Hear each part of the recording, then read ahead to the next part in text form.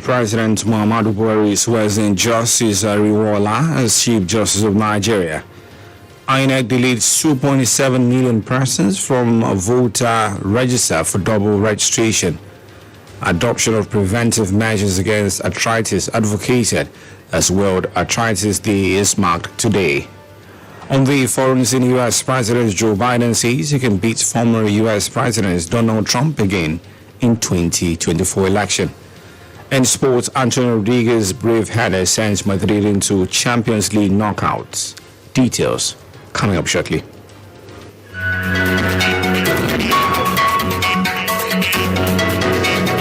Good afternoon, welcome to the news on Planet Radio 101.1 FM with you. I am Bright James. Our first report this afternoon is that President Muhammadu Buhari has sworn in Justice Ariwoola Olukayode is the substantive Chief Justice of Nigeria. Justice Ariwoola took the judicial oath of office today in a brief ceremony at the Council Chambers in Abuja before the commencement of the weekly Federal Executive Council meeting presided over by the President. Reports say that the ceremony was witnessed by Vice President Yemi Osibajo, ministers, other justices of the Supreme Court, and the governors of Oyo and Ondo states. On electoral matters, the Independent National Electoral Commission INEC says it has detected 2.7 million cases of double registration carried out during the last continuous voter registration and that the affected persons have been deleted from the voter register. The INEC chairman Mahmoud Yakubu disclosed this at a National Endowment for Democracy event in Washington, D.C. in the United States.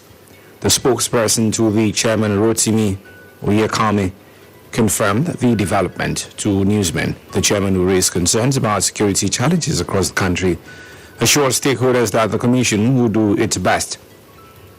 The chairman added that the commission has spoken to the security agencies and that they have assured that the situation will improve before the elections. To the Red Chambers now, while the President of the Senate, Ahmed Lawan, says the National Assembly will pass the 2023 appropriation bill of 20.5 trillion naira before the end of December.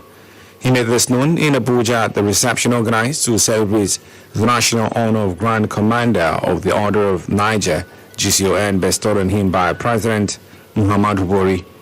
Recall that Buhari last Friday presented the 2023 budget of fiscal sustainability transition before joint session of the National Assembly. Lawan, in a speech at the reception, said that the Senate has begun debate on the bill today.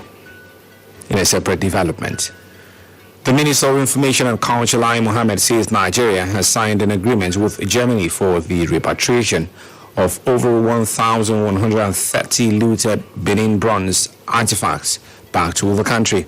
Mohammed disclosed this in an interview with newsmen in Washington, D.C. after 3 museums in the U.S. repatriated 31 Benin bronze artifacts to Nigeria. He commended the German government for all the efforts, adding that Nigeria is also getting positive responses from France and Mexico to return some of its stolen artifacts. Reports say that in 1897, during a British raid on Benin, the royal palace was touched and looted, and the Oba was exiled. The British confiscated all royal treasures, giving some to individual officers and taking most to auction in London. The estimated 3,000 objects reportedly made their way into museums and private collections around the world. The minister said the world had seen that it was an ethical and moral issue to return the artifacts back to their owners, noting that it is not a matter of law as claimed by the British government. In education, members of the Academic Staff Union of Universities ASU are set to deliberate over the decision to call off its 8-month strike. ASU President Emmanuel Osodeke disclosed this in a televised interview. Usually, ASU branches nationwide will vote on a decision. The result will then be transmitted to ASU's National Executive Council for final ratification. ASU's deliberations come after the National Industrial Court and the Court of Appeal ordered the union to return to the classroom. Many expect the union to call off the strike, which will allow students of public universities across the country return to the classroom. Recall that Council for ASU, Femi Falana, in the chat with newsmen on Monday had hinted that the strike is about to be terminated.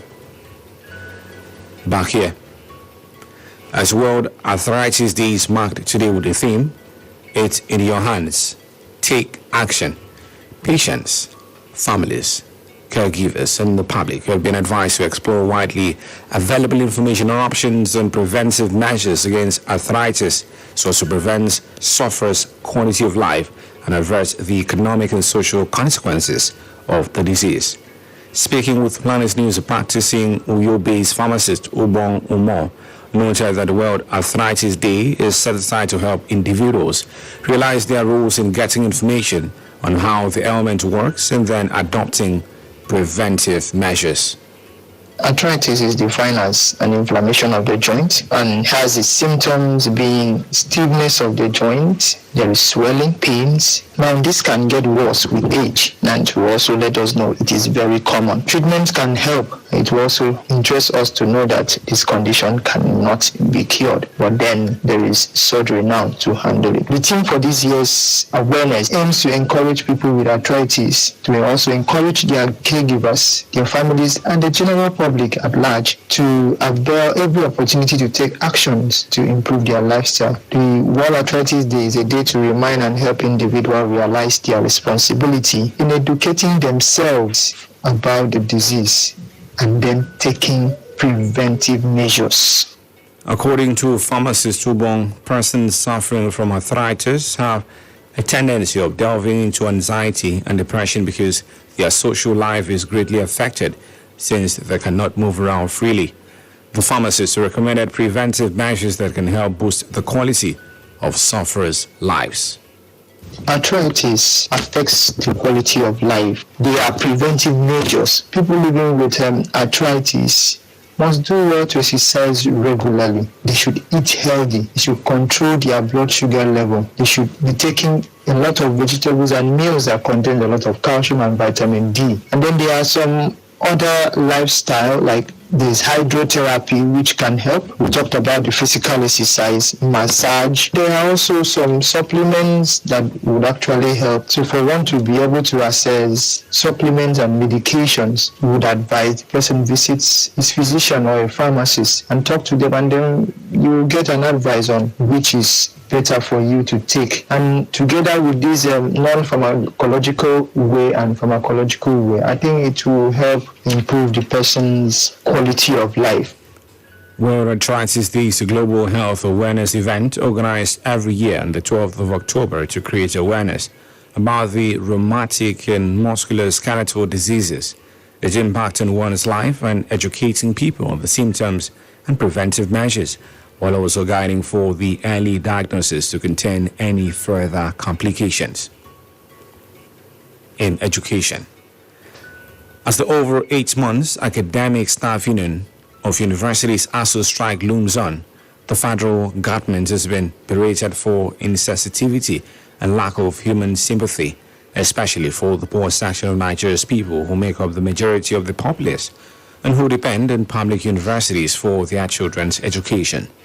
Speaking with Planet News, a concerned parent, Enobong Ekanem, who is one of the parents bearing the brunt of the realities on ground, noted that the federal government should have done all within its powers to meet ASU's demands, at least for the sake of the people it governs who put them in power.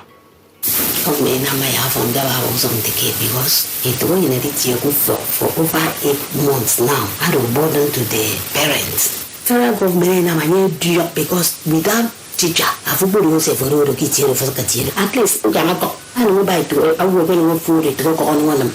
I would okay, so I really if they go from where maybe I go choice work some of them are final year students, some of them are projects who I can be wet, but it will quite clear look and matter. You don't know Friday and a fragor. I didn't manage to get more confident, game or quite equipment to solve it. Before being any kind of struggle and doing the can wait. You're a friend who can now do government, and if you're not going to some of the parents, it's a struggle before I go from when they talk. Government will say any bomb. And I say behind when I'm say me and so go ask you. I don't yam morning and I'm going to help me call me more children. They told me anyway. It don't from with. Economy appealed to the federal government not to let the strike exceed the history it has already created as one of the longest educational strike in Nigeria. Its parents and students are already suffering irreparable consequences. Federal government, state the Messiah go from with federal government, one for the man and some of them to go in any ban, so more young for the guy get on time again. If not, some of them guy get down and buy me big bear, who so to enjoy, you know, the guy to live. The federal government in boy parents, get parents in your IGT. Yanam young with a tongue. We don't know one more night, we don't wear the guy don't get him back, we don't make a young with him back, they say and it don't win a yak. One name is so back in government. If not, the federal government and boy. You're listening to the news on Planet Radio 101.1 FM. Will you? Let's take a breather and then bring more stories from our foreign, sports, and entertainment scenes. Do stay with us. Healthy living begins with the choices one makes. Choosing to live healthy is the first step to healthy living. Join us Sundays 1:30 to 2 p.m. for Healthway, awareness for healthy choices.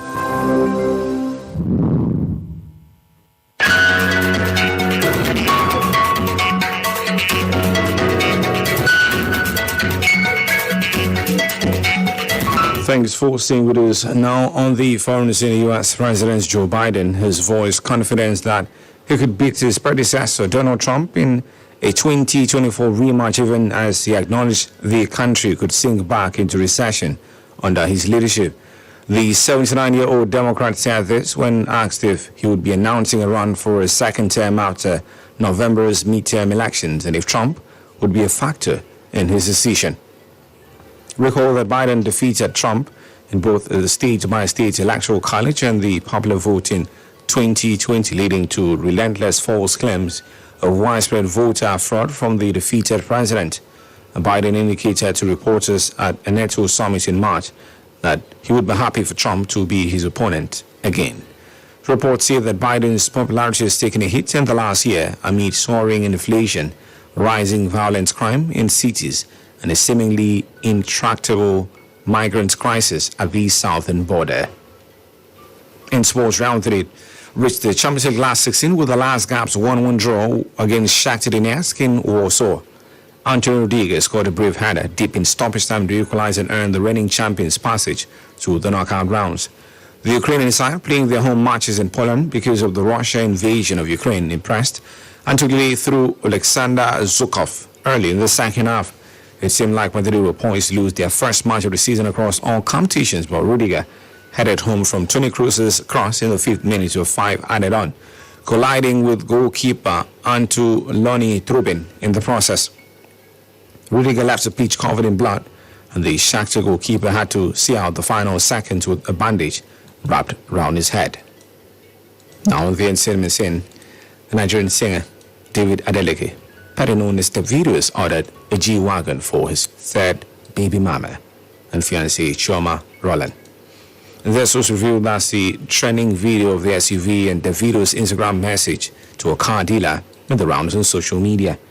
Recall that the singer in 2018 also bought a Porsche valued at 45 million naira for Chioma to mark her 23rd birthday. However, Nigerians on social media have been reacting to the development, with some alleging that Chioma may have hypnotized Davido. It's been the news on Planet Radio 101.1 FM, will you? But before we go, a recap of the major stories.